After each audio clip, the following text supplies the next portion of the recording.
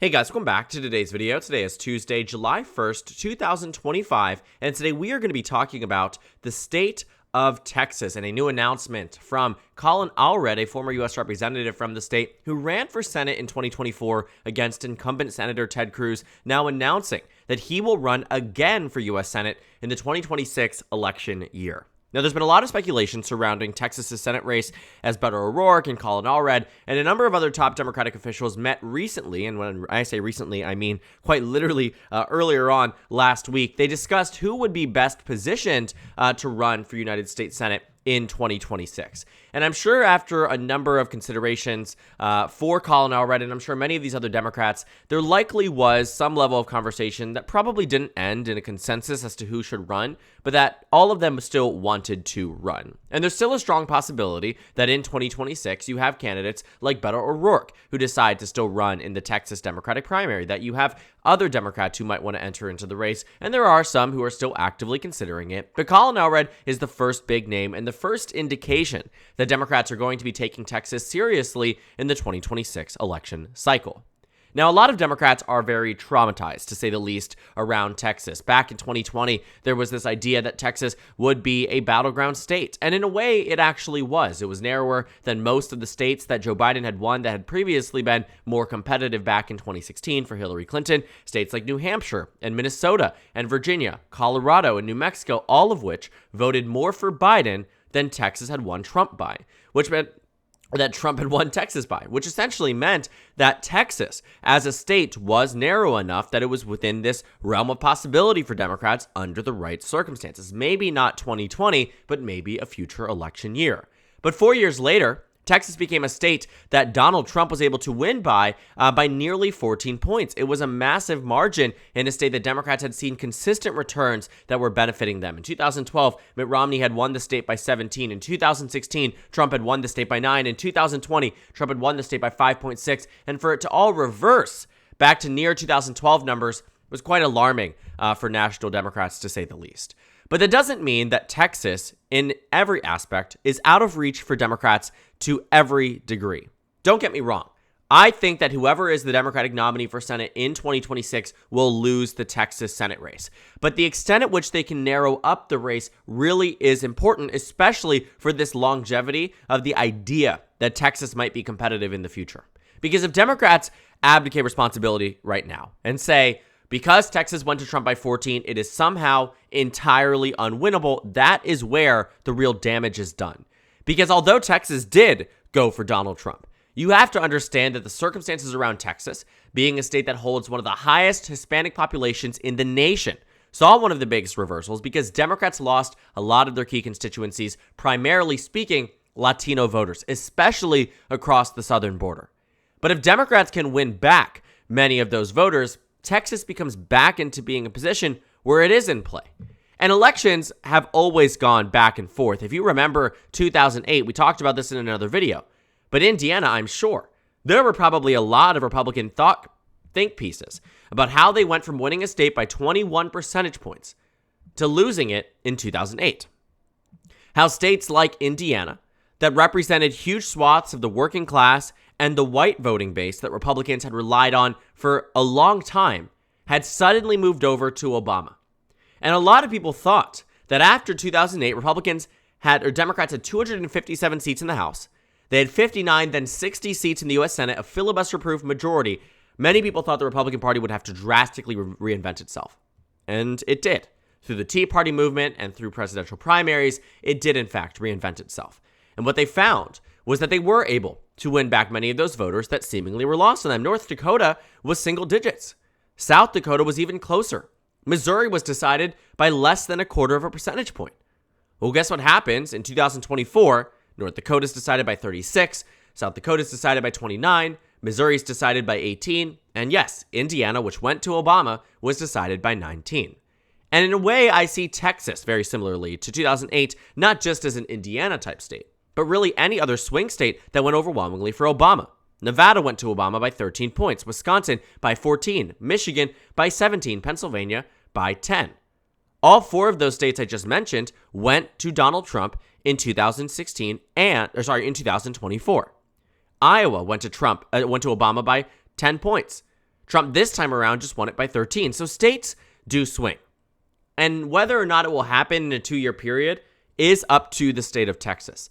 But I want us to also ground ourselves in what Colin Allred running means furthermore for the Republican primary.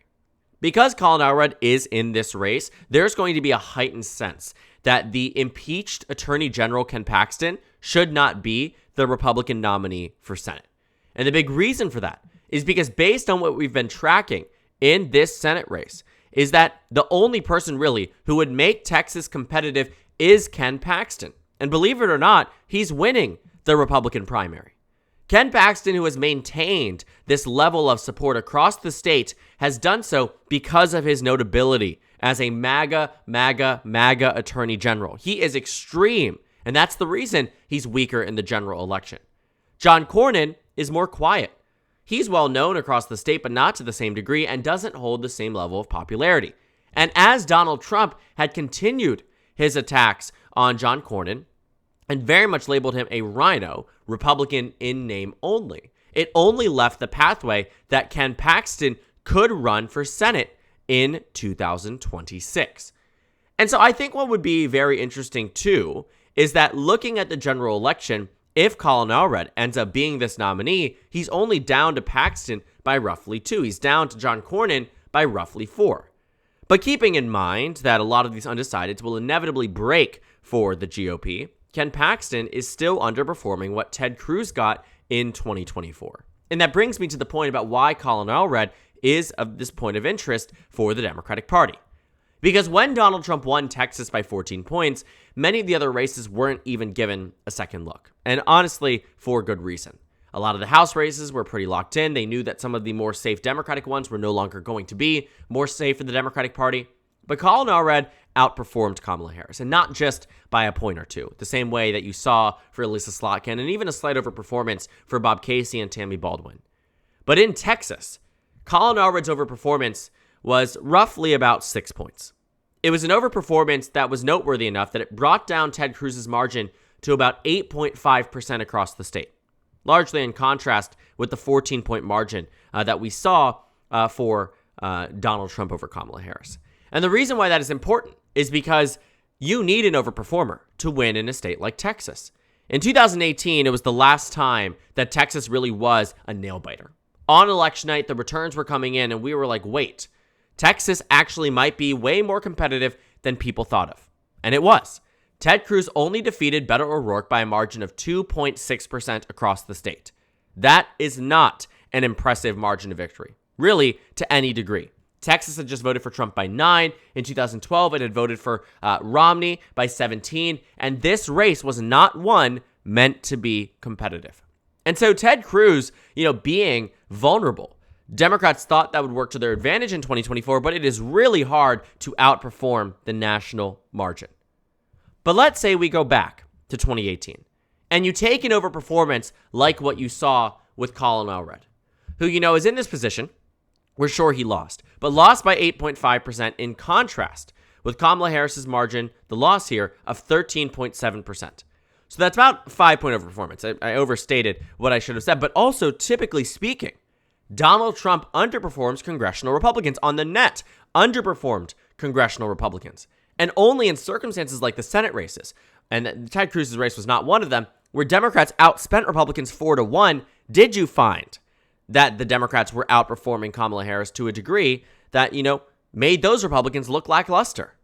But largely speaking, on the generic ballot, on the congressional level, meaning the House level, and on many of the other Senate races, on average, Trump was underperforming Republicans by about a point. Which meant that if you look at Split Ticket, who does a great analysis about the wins above replacement score, which essentially means how well do you do in contrast with how well you were supposed to do, Colin Allred outperformed by roughly 6.6%, which means that in a 2018-like environment, we might see something similar to this. And the reason I say that is because we can actually take a look at what we find here. Keeping in mind that in the 2024 presidential election, take a look at that margin, the popular vote, 49.91% to 48.43%. We can average it out to roughly 1.5%. If you remember the 2018 elections, you might remember that national popular vote was very strong for the Democratic Party. You can take a look. Democrats won by roughly 8 points across the country. And specific to Texas, if we take a look, if we can just scroll down fast enough so we can actually make a quick calculation.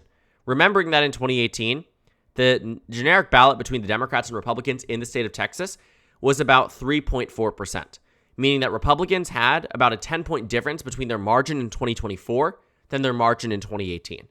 About a 10-point difference. Keep that in mind. Well, if Democrats were winning the national popular vote in 2018 by, let's say this margin here of 8%, we can actually do the actual estimation here if we just do quick math on it. 8.6% national popular vote difference. If Republicans were winning nationally by roughly 1.5%, you're going to find that averages about a 9 point or a 10.1% difference. The point is that the difference in Texas in 2024 to 2018 is nearly identical to the difference on the national stage, which means this. If you were to just take the 2024 margin and you were to take a look at the differences here, you were to edit it and say the Democrats go from losing by 1.5 to winning by 8.6. That's a 10.1% shift. Look what happens. Texas suddenly becomes a state the Democrats have won. And this map looks a lot more similar to the one we saw in 2018. Democrats still locked out of Indiana and Florida and Missouri and North Dakota, but they hold on to states like Ohio and Montana like they did in 2018. Nebraska obviously being a fluke with Dan Osborne, but the point I want you to look at is Texas. That in a 2018 type of national environment, Colin Allred's overperformance from 2024, while lackluster in numbers, right? Just looking at that and saying, well, you lost by 9. What makes you think you're viable? The national environment of 2026 could look tremendously different than that of 2024. Now, to be a bit more fair to the Republicans right now, Democrats are not on track for a margin of what they saw in 2018. That was a 10-point swing. To take a look at what it actually is today, Democrats lead on average by roughly 2.3%, which means the margin would shift by roughly 3.8%. And that's where you can see that, sure, while it isn't going to be as much for Democrats, it does narrow up Texas to a point that it's now down to a lean state. The same characterization that it shared in 2018. So in a way, Colin Allred actually outperformed more than Beto O'Rourke was supposed to in 2018. And the wins above replacement score actually confirms that. And so looking at a hypothetical 2026, even with the right type of environment, Democrats could keep Texas competitive because Ken Paxton is so unpopular, because he was impeached by the majority of the Republicans in the Texas House of Representatives. The race and the attack ads write themselves in the same way that they did for Ted Cruz, but arguably to a higher degree. And whenever you primary an incumbent as someone who underperforms said incumbent, who outperformed John Cornyn, outperformed Trump in 2020, so a better track record than Ken Paxton, who underperformed the expectations. The point is that in 2026, it would take the right storm, the right Democrat, the right Republican for Democrats to do very well in Texas. And very well still might not be enough for them to win the race. But where they are right now, and based on the data that we're looking at, and based on Ken Paxton's numbers, based on Colin Allred's numbers, it could very well be a similar race to 2018, and a not so small chance the Democrats could actually take on this race. Because while I still believe the Republican Party has the upper hand, because they do, because it's Texas and Trump just won the state by 14 points, the national environment will be radically different than that of Texas in 2024. And the types of candidates are, in fact, radically different. A Democrat who won hundreds of thousands of Trump voters in 2024, and a Republican who lost hundreds of thousands of Trump voters in 2022.